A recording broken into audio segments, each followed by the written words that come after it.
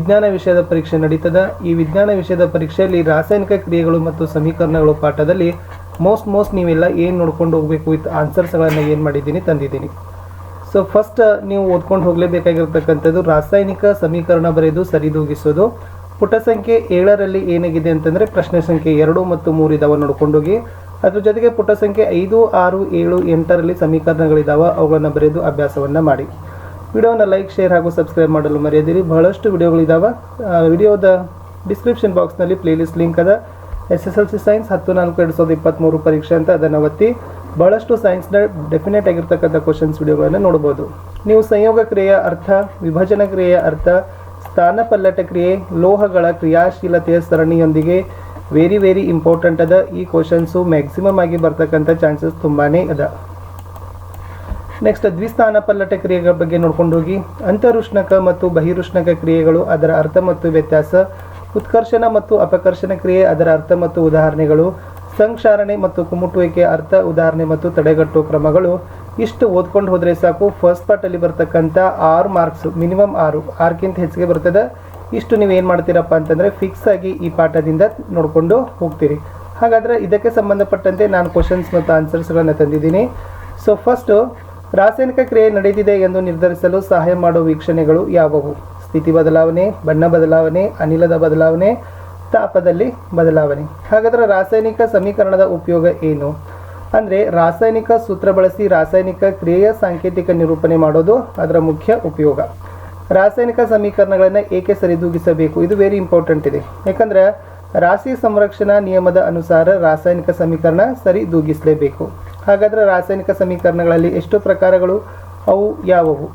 So ರಾಸಾಯನಿಕ ಸಮೀಕರಣಗಳಲ್ಲಿ ರಾಸಾಯನಿಕ ಸಂಯೋಗ, ರಾಸಾಯನಿಕ ವಿಭಜನೆ, ರಾಸಾಯನಿಕ ಸ್ಥಾನಪಲ್ಲಟ, ರಾಸಾಯನಿಕ ದ್ವಿಸ್ಥಾನಪಲ್ಲಟ ಉದಾಹರಣೆ ಬರ್ತದ. ಹಾಗಾದರೆ ರಾಸಾಯನಿಕ ಸಂಯೋಗ ಅಂದರೆ ಏನು? ಉದಾಹರಣೆ ಕೊಡಿ. Most important. 2 ಅಥವಾ ಹೆಚ್ಚು ಪ್ರತಿವರ್ತಕ ಸೇರಿಗಳು ಒಂದೇ ಉತ್ಪನ್ನ ಉಂಟಾದರೆ ಅದನ್ನು ರಾಸಾಯನಿಕ ಸಂಯೋಗ ಅಂತೀವಿ. ಉದಾಹರಣೆಗಾಗಿ CaO + H2O, CaOH twice plus heat ಅಂತ ಕರೀತಾರೆ. ಅದೇ ಥರ ವಿಭಜನೆ ಕ್ರಿಯೆ ಅಂದರೆ ಏನು? ಉದಾಹರಣೆ ಕೊಡಿ ಅಂತ ಕೇಳಿದ್ರೆ, ಒಂದು ಪ್ರತಿವರ್ತಕ ವಿಭಜಿಸಿ 2 ಅಥವಾ ಹೆಚ್ಚು ಸರಳ ಉತ್ಪನ್ನಗಳಾಗಿ ವಿಭಜನೆ ಆಗ್ತಕ್ಕಂಥ ಕ್ರಿಯೆ. ಉದಾಹರಣೆಗೆ 2FeSO4, ಇದು Fe2O3 + SO2 + SO3 ಆಗಿ ಏನಾಗ್ತದಪ್ಪ ಅಂದರೆ ವಿಭಜನೆ ಆಗ್ತದೆ. ಮುಂದಿನ ಪ್ರಶ್ನೆ, ದ್ವಿಸ್ಥಾನಪಲ್ಲಟ ಕ್ರಿಯೆ ಅಂದರೆ ಏನು? ಉದಾಹರಣೆ ಕೊಡಿ. ಹೆಚ್ಚು ಕ್ರಿಯಾಪಟು ಧಾತುವು ಸಂಯುಕ್ತದಲ್ಲಿನ ಕಡಿಮೆ ಕ್ರಿಯಾಪಟು ಧಾತುವನ್ನು ಸ್ಥಾನಪಲ್ಲಟಗೊಳಿಸ್ತಕ್ಕಂಥ ಕ್ರಿಯೆಯನ್ನು ಎಸ್ ಸ್ಥಾನಪಲ್ಲಟ ಕ್ರಿಯೆ ಅಂತೀವಿ. FeSO4, FeSO4 + Cu ಅಂತಕ್ಕಂಥದ್ದು. ನಿಮಗೆ ಸಮೀಕರಣ ಕೊಟ್ಟು ಯಾವ ಒಂದು ಎಸ್ ಇದರಲ್ಲಿ ರಾಸಾಯನಿಕ ಕ್ರಿಯೆ ಆಗಿದೆ ಅಂತಲೂ ಕೇಳ್ತಾರೆ. ಅದು ಸಂಯೋಗನೋ, ವಿಭಜನೆನೋ, ದ್ವಿಸ್ಥಾನಪಲ್ಲಟನೋ, ಸ್ಥಾನಪಲ್ಲಟನೋ, ಆ ಥರ ಸಹಿತ ಕ್ವಶನ್ಸ್ಗಳು ಬರ್ತಾವೆ. ನೆಕ್ಸ್ಟ್, ದ್ವಿಸ್ಥಾನಪಲ್ಲಟ ಕ್ರಿಯೆ ಅಂದ್ರೆ ಏನು? ಉದಾಹರಣೆ ಕೊಡಿ ಅಂತ ಕೇಳಿದ್ದಾರೆ. ಪ್ರತಿವರ್ತಕಗಳ ನಡುವೆ ಅಯಾನುಗಳ ವಿನಿಮಯ ನಡೀತಕ್ಕಂಥ ಕ್ರಿಯೆಯನ್ನು ದ್ವಿಸ್ಥಾನಪಲ್ಲಟ ಕ್ರಿಯೆ ಅಂತ ಕರಿತೀವಿ. BaCl2 + Na2SO4, 2NaCl + BaSO4 ಅಂತಕ್ಕಂಥದ್ದು ಸಮೀಕರಣ ಇದೆ. ಬಹಿರುಷ್ಣಕ ಕ್ರಿಯೆ ಅಂದರೆ ಏನು? ಉದಾಹರಣೆ ಕೊಡಿ. ಉತ್ಪನ್ನಗಳಿಂದ ಉಷ್ಣ ಬಿಡುಗಡೆ ಆಗ್ತಕ್ಕಂಥ ರಾಸಾಯನಿಕ ಕ್ರಿಯೆಯನ್ನು ಬಹಿರುಷ್ಣಕ ರಾಸಾಯನಿಕ ಕ್ರಿಯೆ ಅಂತೀವಿ. ಉದಾಹರಣೆಗೆ CaO + H2O, CaOH twice plus ಉಷ್ಣ. ನೆಕ್ಸ್ಟ್, ಉಷ್ಣ ವಿಭಜನೆ ಕ್ರಿಯೆ ಅಂದರೆ ಏನು? ಉದಾಹರಣೆ ಕೊಡಿ ಅಂತ ಕೇಳ್ತಾರೆ. ಸೊ ಈ ಕ್ವಶನ್ಗೆ ಆನ್ಸರ್ ಬರೀತಕ್ಕಂಥದ್ದು, ವಿಭಜನೆ ಕ್ರಿಯೆಯನ್ನು ಕಾಸೋ ಮೂಲಕ ನಡೆಸಿದರೆ ಅದನ್ನು ಉಷ್ಣ ವಿಭಜನ ಕ್ರಿಯೆ ಅಂತ ಕರಿತೀವಿ. ಉದಾಹರಣೆಗೆ CaCO3, CaO + CO2. ಅಂತರುಷ್ಣಕ ಕ್ರಿಯೆ ಅಂದರೆ ಶಕ್ತಿಯ ಹೀರಿಕೆಯಾಗ್ತಕ್ಕಂಥ ಕ್ರಿಯೆಗಳು. ನೆಕ್ಸ್ಟ್, ಪ್ರಕ್ಷೇಪಣ ಕ್ರಿಯೆ ಅಂದರೆ ಏನು? ಕ್ವಶನ್ಸ್ ಬಂದರೆ ಜಲ ವಿಲೀನಗೊಳ್ಳದ ಪ್ರಕ್ಷೇಪವನ್ನು ಉಂಟಾಗ್ತಕ್ಕಂಥ ರಾಸಾಯನಿಕ ಕ್ರಿಯೆಯನ್ನು ಪ್ರಕ್ಷೇಪಣ ಕ್ರಿಯೆ ಅಂತ ಕರಿತೀವಿ. ಇದು ಮೋಸ್ಟ್ ಇಂಪಾರ್ಟೆಂಟ್ ಅದ. ಉತ್ಕರ್ಷಣ ಮತ್ತು ಅಪಕರ್ಷಣ ಕ್ರಿಯೆಯ ಅರ್ಥ ಮತ್ತು ವ್ಯತ್ಯಾಸ. ಇಲ್ಲಿ ಡೆಫಿನೇಷನ್ನು ಬರ್ತದೆ ಮತ್ತು ಎಕ್ಸಾಂಪಲು ಬರ್ತದೆ. ಸೊ ಇದನ್ನು ನೋಡ್ಕೊಂಡು ಹೋಗಿ.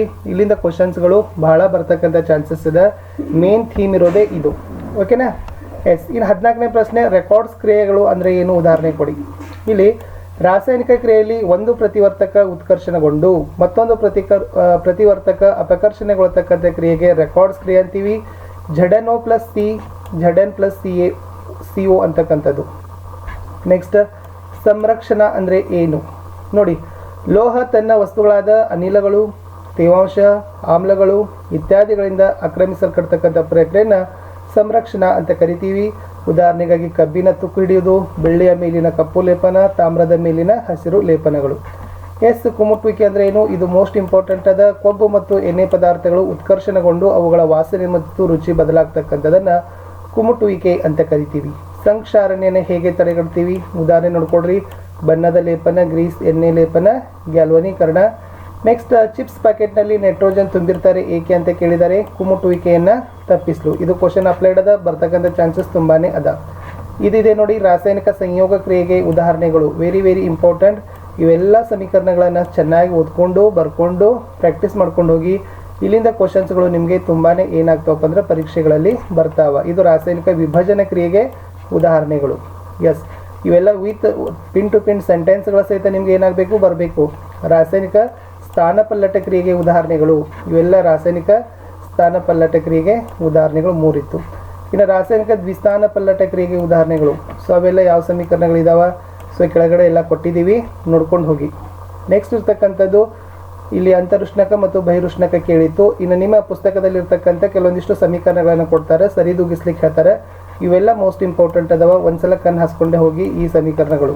ಓಕೆನಾ? ನೆಕ್ಸ್ಟ್, ರಾಸಾಯನಿಕ ಸಮೀಕರಣಗಳನ್ನು ಸರಿದೂಗಿಸಿ ಅಂತಿದ್ದಾರೆ. ಕೆಳಗಡೆನೇ ಉತ್ತರಗಳಿದಾವೆ, ಅವುಗಳನ್ನು ಸಹಿತ ಏನು ಮಾಡಿದ್ದಾರೆ, ಸರಿದೂಗಿಸಿದ್ದಾರೆ. ಕರೆಕ್ಟಾಗಿರ್ತಕ್ಕಂಥ ಆನ್ಸರ್ಸನ್ನು ನೋಡಿ. ಎಸ್, ನೆಕ್ಸ್ಟ್ ಇನ್ನು ಮೋಸ್ಟ್ ಇಂಪಾರ್ಟೆಂಟ್ಗೆ ಹೋಗೋದಾದರೆ ಆ ಸಮೀಕರಣಗಳನ್ನು ಕೊಡ್ತಾರೆ, ಅದು ಯಾವ ವಿಧಾನ ಅಂತಲೂ ಕೂಡ ನಿಮ್ಗೆ ಏನು ಮಾಡಬಹುದು, ಕೇಳಬಹುದು. ಸೊ ಅದು ಕೂಡ ಮೋಸ್ಟ್ ಇಂಪಾರ್ಟೆಂಟ್ ಆಗಿರ್ತಕ್ಕಂಥದ್ದು ಕ್ವಶನ್ಸ್ ಇತ್ತು. ಇನ್ನು ಈ ಪಾಠದಲ್ಲಿ ಒಂದು ಚಿತ್ರ ಬರ್ತದೆ, ನೀರಿನ ವಿದ್ಯುತ್ ವಿಭಜನೆ ಅಂತ, ಚಿತ್ರ 1.6ರಲ್ಲಿ. ಸೊ ಇದನ್ನು ನೆನಪಿನಲ್ಲಿ ಇಟ್ಕೊಂಡು ಹೋಗಬೇಕು. ಇದು ಕೂಡ ನಿಮಗೆ ಕ್ವಶನ್ಸ್ ಬಂದ್ರೇನು ಕೂಡ ಬರಬಹುದು. ಇಲ್ಲಿಗೆ ಫಸ್ಟ್ ಪಾಠ ಏನಾಯ್ತಪ್ಪ ಅಂತಂದರೆ ರಾಸಾಯನಿಕ ಕ್ರಿಯೆಗಳು ಮತ್ತು ಸಮೀಕರಣಗಳು ಅಂತಕ್ಕಂಥ ಪಾಠದಲ್ಲಿ ನೀವು ಏನು ಕಲ್ಕೊಳ್ಬೇಕಾಗಿತ್ತಲ್ಲ ಈ ವಿಷಯದ ಎಲ್ಲ ಉತ್ತರಗಳನ್ನು ನಾನು ಗೇನ್ ಮಾಡಿದ್ದೀನಿ, ಕೊಟ್ಟಿದ್ದೀನಿ. ಓಕೆನಾ? ಇನ್ನು ನೆಕ್ಸ್ಟ್ ನಿಮ್ಮ ಕೆಲಸ ಏನಪ್ಪ ಅಂದರೆ ಚೆನ್ನಾಗಿ ವಿಡಿಯೋಗಳನ್ನು ನೋಡಬೇಕು, ಅಲ್ಲಿರ್ತಕ್ಕಂಥ ಕಂಟೆಂಟ್ಗಳನ್ನು ಅರ್ಥ ಮಾಡ್ಕೊಳ್ಬೇಕು, ಸಮೀಕರಣಗಳನ್ನು ಬರ್ಕೊಂಡು ಸರಿದೂಗಿಸ್ತಕ್ಕಂಥದ್ದು ಹೋಗಬೇಕು. ಇಷ್ಟು ಹೋದರೆ ಖಂಡಿತವಾಗಿ 6 ಮಾರ್ಕ್ಸ್ ಡೆಫಿನೆಟಾಗಿ ನೀವು ಏನು ಮಾಡ್ತೀರಿ, ರಾಸಾಯನಿಕ ಕ್ರಿಯೆಗಳು ಮತ್ತು ಸಮೀಕರಣಗಳ ಬಗ್ಗೆ ತಿಳ್ಕೊತೀರಿ. ವಿಡಿಯೋ ಇಷ್ಟ ಆದರೆ ಒಂದು ಲೈಕ್ ಇರಲಿ, ಶೇರ್ ಇರಲಿ. ಸೊ ಹೇಗಿತ್ತು ಈ ಸರಣಿ ಅನ್ನೋದನ್ನು ತಾವುಗಳ ಕಮೆಂಟಲ್ಲಿ ತಿಳಿಸ್ಬೇಕು. ಇದು ಲೈಕ್ ಅನಿಸಿತ್ತಂದರೆ ಇದೇ ಥರ ಎಲ್ಲ ಪಾಠದ ವಿಡಿಯೋಗಳನ್ನು ಮಾಡ್ತಾನೆ ಹೋಗ್ತೀವಿ. ಓಕೆನಾ?